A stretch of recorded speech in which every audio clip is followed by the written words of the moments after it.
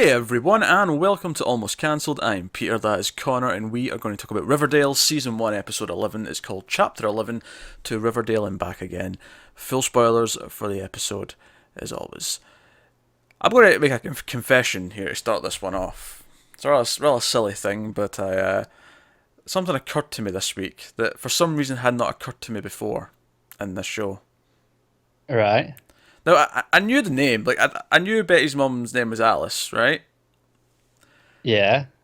But Alice Cooper. for some reason this week, it just clicked that the name was Alice Cooper, and now all I can think about is the singer, Alice Has Cooper. that really only just hit you? That's only just hit me this week. I shit you not. Okay then. And I presume the character was named long before, because the comics have been around since Yeah. ever. So, but, it just hit me. And I'm like, her name's Alice Cooper? Why has no one cracked a joke yet? Come on! It does seem like a missed opportunity. I hope there's a Halloween episode next season where she goes to the Halloween party dressed as Alice Cooper. That'd be an amazing costume. It fits. Alright, so what was this one about? This one was very Jughead focused, and I will compliment this episode for making Archie feel like part of the main plot, which is something we've often complained that he doesn't feel like. Yeah, it's been a while. But this genuinely felt like he was part of the main plot. Him and Veronica were teaming up. They were worried about she was worried about her dad and his involvement. He was worried about Jughead's dad and his involvement in the whole case. And one of the complaints we had last episode is that it didn't feel like a lot of it was about the case recently. And this episode was definitely about the case. We were definitely talking about Jason Blossom and his murder. But of course, the big headline, I think, the big headline of this episode is hashtag Gingergate. Here we go. Come on, you're telling me you didn't see the scene where we find out that the Blossom Empire, the leader of it, was wearing a ginger wig this whole time. It was faking it. It was all wigs. I'm just not sure it's a national scandal deserving of the Gate title. Look, you had to at least have known when you've seen that scene and he slams that door because he's pissed that she's found out that he's not naturally ginger anymore. You must admit that you thought Peter's going to say something about this. I did, but then I go, well, look at his age. Yeah, he's probably not ginger anymore. Ginger never dies. Unfortunately. Dies young, unfortunately. That's how it goes. I haven't got long left myself. I've gone grey soon. I'll be making grey jokes rather than ginger jokes. Yeah. Grey looks better anyway. I'm not worried about going grey. I think grey looks quite dignified in a man. Yes, but not in a young man. Well, it depends how young we're talking. I mean, are you worried about getting to 30 with your hair colour intact? Oh yeah. That I'll be surprised. You're not going to be completely grey by 30. Maybe not completely. You'll have the Reed Richards sort of grey around the edges probably. Potentially. Which I don't know how that'll look on your curls, admittedly. But, Exactly. but that's what I'm expecting. So actual plot. They team up. Betty's mom, the aforementioned Alice Cooper, invites FP and Jughead over to dinner under the guise of getting to know them. Although Betty knows this is a ruse. She thinks it's just going to be her to try to investigate because she's not happy that she wants to question FP, even though that she believes Jughead and she wants to stand by Jughead's side. And she's going to have him over to basically grill him for details. Not so subtly, might I add. It's really unsubtle. Yes, kind of an awkward scene as well, that whole dinner scene when they're fighting and he's bringing up things about her past. Oh, your mum and dad were fighting. Then Yeah, I don't blame him for hitting back. Oh, no, nor do I. He's fighting fire with fire. And we see Jughead's dad, FP, in this episode, of course. He's cleaned up the trailer, he's shaved, he's not missed work, he's seemingly not been drinking, he's having a good time with it, he seems to be making an effort. And obviously that gives Jughead a renewed sense of hope, about just... Which as soon as that happens, you're like, right, okay, so this is going tragically wrong then. Well, this is the thing, I thought that as well, but obviously the way it actually ends up going, it kind of feels like, oh no, it seems like maybe he was trying to make a fresh start, and it's been ruined by something else, because, of course, Veronica and Archie search his cabin, they can't find anything, so they come to the dance, but later on, the police search his place, and they find this lockbox with a gun, and it's the gun that killed Jason. and he's arrested for the murder. And of course, I was like, well, did Archie and Veronica just Miss that. miss Yeah. that because it was hidden so well? Where they shit at their job? It wasn't hidden that well though, because we saw the police Yeah. find it. But sure enough, at the end, of course, they come up to Betty because Betty's pissed at them. Betty's pissed for the lies, pissed for getting behind their backs, and I thought, I actually thought all that stuff at the dance was handled really well. Like her noticing them coming in together and like that questioning, it felt very natural to me. Because I think one of the things that TV shows do too much is they'll do things that aren't really natural, and they'll do opposite things. Like because they won't do the opposite thing because For the sake of the plot. yeah, they'll constantly have people overhear things from other rooms, and that very rarely happens in real life. Like how many times in your life have you overheard a conversation you weren't supposed to that drove a decision or revealed something meaningful? No, typically when you overhear someone, they're talking about their goddamn lunch because people are boring, right? Yeah. But to me, this felt natural because I think most people are smart enough or pay enough attention that if they think something's going on, they notice things like this. They notice people coming in together. They notice where have they been. Like that played for me. Like I got it. Yeah. And then you had the great moment where they look at each other. Yeah. Yeah. Of And it course. kind of the carol slows down, all the lights go down on their faces. Yeah. I like that as well, actually, because obviously they're at a dance and the lighting goes dark on her face, so it's like this moment of realization displayed through. I don't think we talk about the direction that much on Riverdale, but this was actually a It was quite good. This. solid moment of direction. Yeah. So, of course, Archie and Veronica do a song. Was it Young They do a Americans? song. Young Americans, is that what it's called? Maybe. I can't remember. But they're up there singing, and they're getting really into it. And obviously, they had their moment last episode. Veronica was kind of reluctant for this one, but she kind of rescinded. I mean, she rescinded because she wanted a favour, admittedly. But it seems like even without that, it seems like there's a chemistry there that even she's not going to deny. And what I think this is leading to, actually, the relationship, I think this is leading to a season 2 where they're a couple, and Betty, whether or not she's with or without Jughead at this point, will like feel the jealous third wheel kind of feeling throughout the season. It'll be like an ongoing thing. Because it's quite an ongoing thing in the comics when Archie's dating Veronica, that Betty's not very pleased with it, and she sees these things. So her watching them sing and like dance and like they were doing their little back to back, and it was all very sensual on stage. To the point where even Archie's mum, who was not even mentioned yet, she's around. Molly Ringwald's kicking about. She turns to Fred and goes, "So they're a thing." He's like, "Well, not the conversation, but yeah, they're a thing. I'm pretty sure, unless my dad's senses are just not what they used to be." Dear. So there's a whole thing. Jughead confronts them, and unfortunately, he's a little bit harsh with Betty. I feel like he for some reason blames her just as much, even though everything we've seen certainly is showing that she's not. Well, yeah, they all even said, "Oh, she didn't have anything to do with it. She didn't even know we were doing it." She was already pissed at them for the same goddamn thing, and yeah, she was on his side. Yeah. She only found out like 2 minutes before. So that line from Jughead, to think I was going to give up on moving to wherever it was, FP wanted to go, for you, that cut deep because she didn't even know about that. Yeah, that was harsh. Yeah. So Jughead's apologies better be in order once they find them and things calm down a little bit. Pretty much. I'd hope so, at least. Yeah. It was all very teen drama, but all of it actually worked really well. None of it felt none of it felt forced. Everything sort of seemed to click.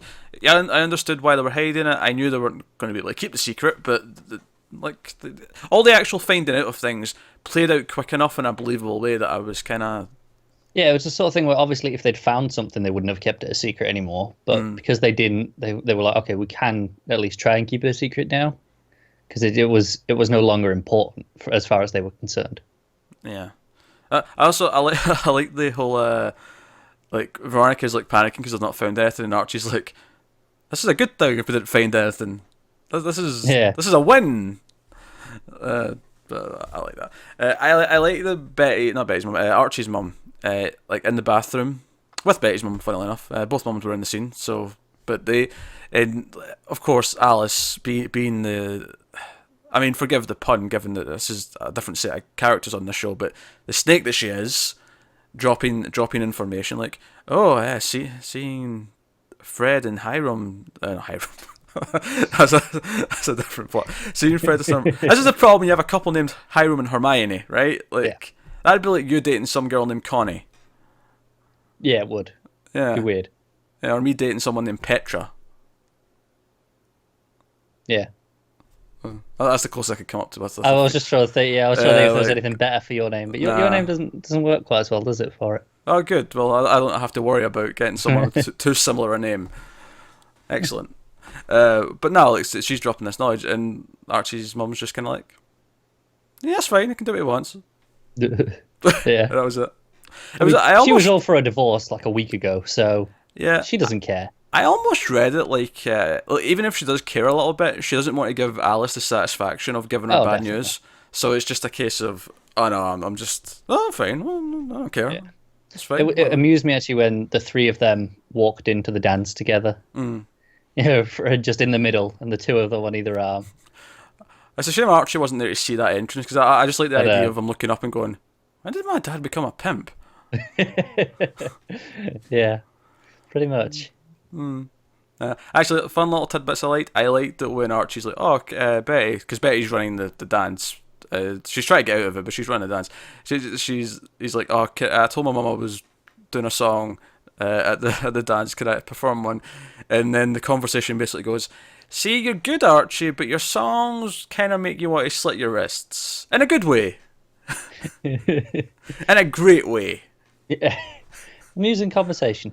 No, that was kind of the fun group banter that I've come to enjoy from the show. Obviously, meanwhile, Polly was snooping, and we mentioned the wigs and all that. Her and Cheryl find the ring, the wedding ring that Jason proposed with, which he presumably had with him, and everyone thought he'd have had that at the time of his death, but they've got it, which is suspicious. And they give him this story about how they seen him before he died, like, and confronted him and got the ring. They think it's bullshit. Cheryl claims to have flushed it down the toilet, which the Blossoms seem very happy about. They're like, "Oh no, that was a good idea. No evidence, yes," which is suspicious in and of itself. Oh, absolutely. But of course, Cheryl is also suspicious because she's kept a hold of the ring. Yes, because why would she throw away something that gives her power? I know. Which, funny enough, is what makes her a true Blossom. It's almost like during this conversation, that's when her dad finally says, "Oh, I should have been grooming you to take over the company. You're a Blossom through and through. You're a true ginger." That's basically what he was saying. I like the idea of this, that the only way to be a real Blossom is you've got to overthrow your parents. You've got to take the mantle by force. I feel like the Blossom thing is just, it's Riverdale, and then there's this weird little subsect that's Game of Thrones where the Blossoms are like the House of Blossom, and yeah, I don't know. I had fun with this episode. I thought it focused mostly on the plot. I thought the drama mostly worked. Lots of twists and turns. So the FB's been arrested, but he's really not guilty. At least, I mean, I'm even before they revealed the whole we knew the gun wasn't there, someone setting him up, I was sure he was innocent. I feel like A, it's kind of too obvious, and B, I feel like it has to be someone more surprising. Like he's just too on it. And I feel like in terms of redemption, it's maybe more interesting for his character to actually turn out to be trying to make an effort. Yeah, it's more interesting, isn't it? Yeah, I can see him being set back by all this accusation business, though. Yeah, because it's his image will still take the hit. Yeah.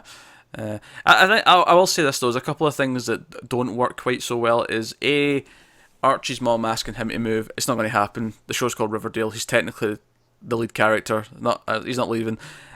Secondly, FP being like, "Oh, come and live with us." Like, no, he's not. He's Jughead. He's another main character. He's not leaving. Yeah, it feels really weird to have both of those in the same episode as well. And then even to add on to that, the fact that it's like, "Oh, if we don't do this, Hiram might be getting out soon. Like, he might be coming home. It's like, but he might not. He might go to prison if this happens." And I'm like, well, no, they just cast an actor for season 2, so I'm pretty sure he's coming to Riverdale. Yeah. So, sometimes outside the show news can not spoil, but just like make obvious what way things are going, because it's obviously not going to be this path. Yeah, and a better show is more aware of that, and it knows that you know where it's going and plays with that, instead of this kind of plays those sort of things still straight, like we have to believe that this is a possibility. To be fair with the Hiram thing, though, they did finish shooting this show months ago because they shot most of it in advance. It's not like they're making it as they're going, as it's airing. So at least in this sense, they wouldn't have known that's when they'd announce it, is right before this episode airs. Yeah, that was probably some awkward timing on the publicity department. Yeah, like they could have held that news a couple of weeks. I'd have held it 3 weeks to the end of the season. Yeah, sure. It seems really weird to announce it now. I'd have held it, even a few weeks after, and then you can get back in the news cycle. I wonder if it's because though it would leak if they didn't, like, because he'd start being on set, he'd start showing up in like casting calls and things like that. So it would get out anyway. So they'd rather have it be their own announcement that control their own news flow. Yeah, that is true. It could just be a necessity rather than, because we're sitting here going, oh, stupid publicity team. Yeah, it's not stupid. It's just not ideal either. Yeah. But sometimes it's like that classic thing where sometimes I really hate in a movie poster where they'll have the name above their own head, but it's because it'll be in their contract to have their name go a certain order. Yeah. And it's like you can't get around it. It's like, well, personally, don't put the actors' names on the poster. I'm fine with just the title of the movie. Maybe the director. That's all. Rejigger the faces around, because you can do that. I flip it. If in doubt, flip it. Photoshop's easy to use. Reverse horizontally, easy. Yeah, exactly. Done deal. Unless you've got like 4 and they're all in a completely different order, in which case you need to get creative. But just take the picture in a better shot in the first place.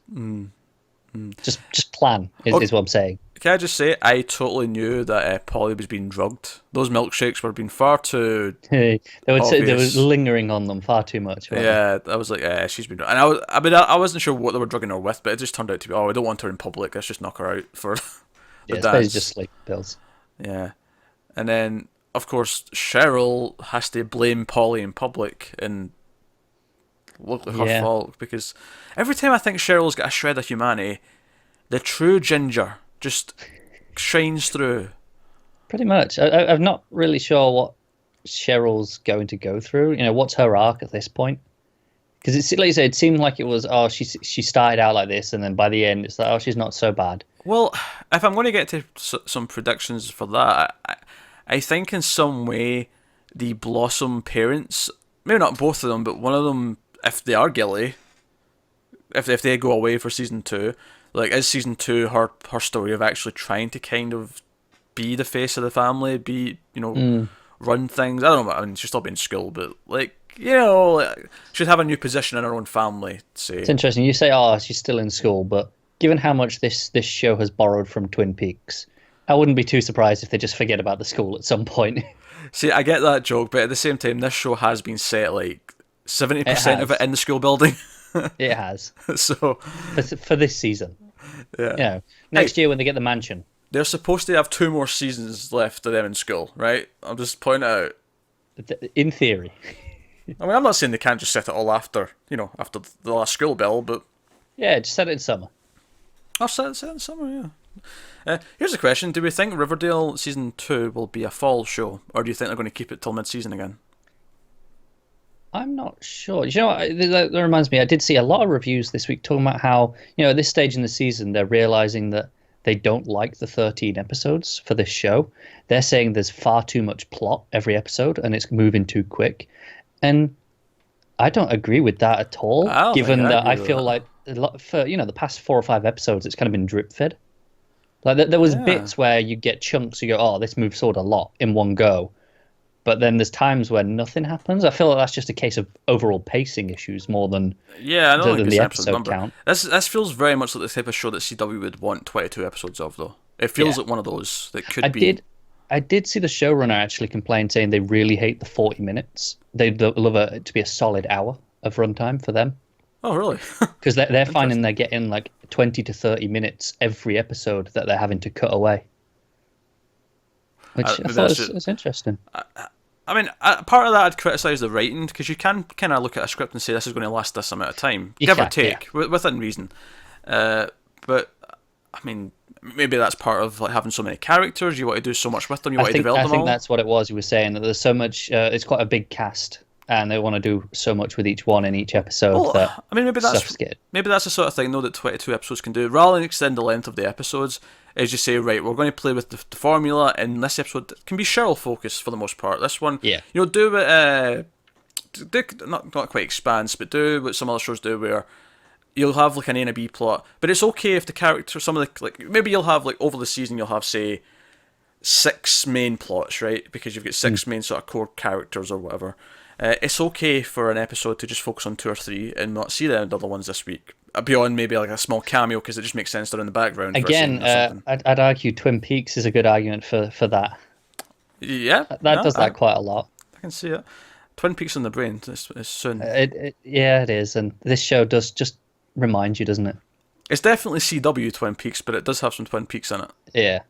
Do you know what it needs? It needs some supernatural mystery element to it. We're getting there. Season 2. We're getting there. I think that's how you should... Because Season 2 needs a mystery, right? Because we're going to Yeah. solve this murder, presumably.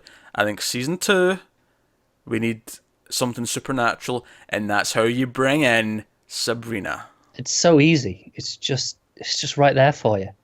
Just do it. And also, just the thought of Jughead and a talking cat in a room together just pleases me to no end.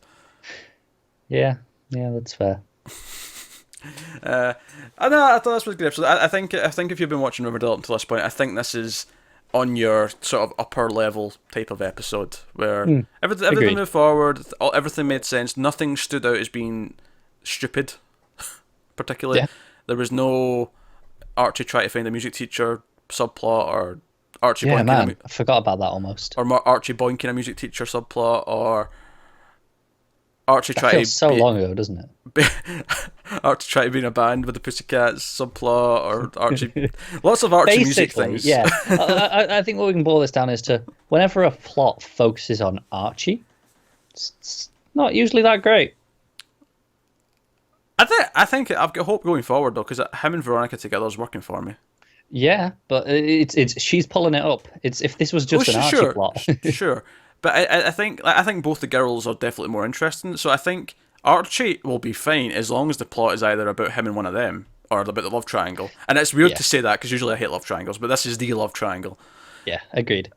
But as long as he's with one of them, I feel like he's elevated because of what the plot around that is. So. Yeah, absolutely. Oh, there we go. I think we waffled on about things outside the actual episode for the last half of that. But that is how we feel. We've got 2 episodes left. Here's hoping for a good, fun conclusion. So let us know what you thought of this episode in the comments below. Like, subscribe, all that stuff. Get us on Twitter at mailed_fuzz for channel updates. Individual Twitters are on the screen, but that's us, guys. Once again, thanks for watching. Have you got any vanilla?